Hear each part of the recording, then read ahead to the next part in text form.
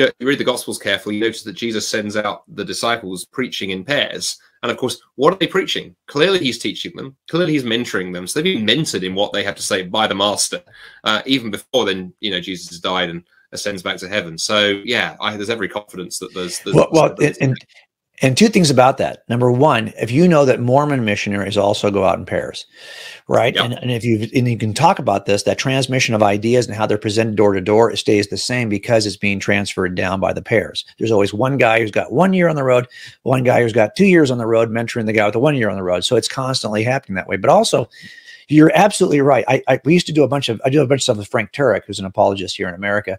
And I used to listen to him. He does a lot of jokes in his presentations. And I used to tease him, dude, you do the same. I challenge you to change your jokes for this talk, and of course he would never do that. But then he said to me, Jim, you don't think that you're doing the same stuff? And I was like, oh yeah, we're all doing that. But that's why it doesn't change much in terms of the content, because we're doing it so often.